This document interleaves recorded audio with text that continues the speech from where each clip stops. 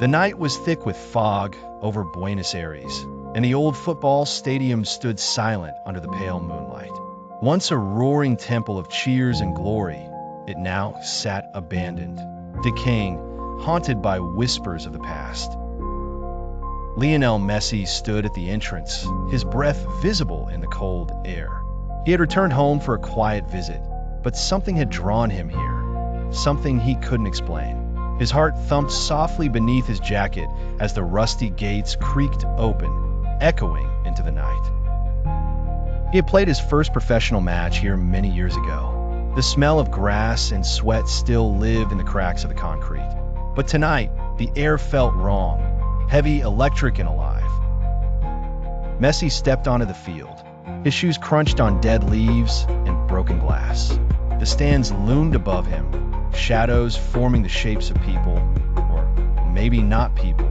For a brief second, he thought he heard a cheer. A faint chant. Messi, Messi, Messi, he froze. The sound came from the empty bleachers, a ghostly echo that sent chills crawling up his spine. He looked around, nothing. The wind howled, carrying whispers of a crowd that no longer existed. He shook it off and walked toward the center circle. There, half buried in mud, lay an old football. He picked it up.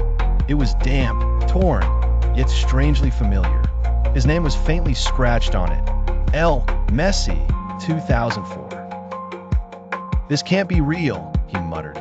He had used that ball in his debut match. It was supposed to be in a museum. A voice behind him broke the silence. You never left, Leo.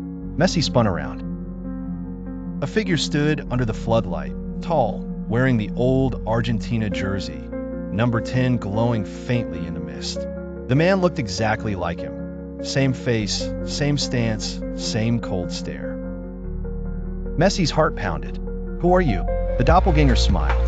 I'm who you were before you forgot. Before Messi could reply, the lights around the stadium flickered to life.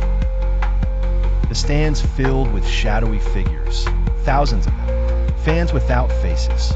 They clapped slowly, chanting again, Messi, Messi, Messi. Their voices were warped, distorted, like a broken record. The shadow Messi kicked a ball toward him. It rolled perfectly straight, stopping at his feet. Play with me, the double said. One last match. Messi's instincts screamed to run, but something deeper compelled him. The real Messi took a slow breath, positioned the ball, and kicked it forward. It hit the double's chest, solid, real. The game began. At first it was slow, careful passes, light touches. But the longer it went on, the faster it became. Every time Messi tried to stop, the shadows screamed, forcing him to keep moving. The stadium shook with each dribble. The fake Messi moved like a demon, quicker, sharper, impossible to read. Then Messi saw the faces in the stands, his old teammates, coaches, even fans he remembered from childhood. But their eyes were hollow, bleeding black tears. They weren't cheering anymore. They were watching hungrily. Why are you doing this? Messi shouted between breaths. The double stopped, smiling. Because you left us. You left the game. You left me. Messi's pulse raced.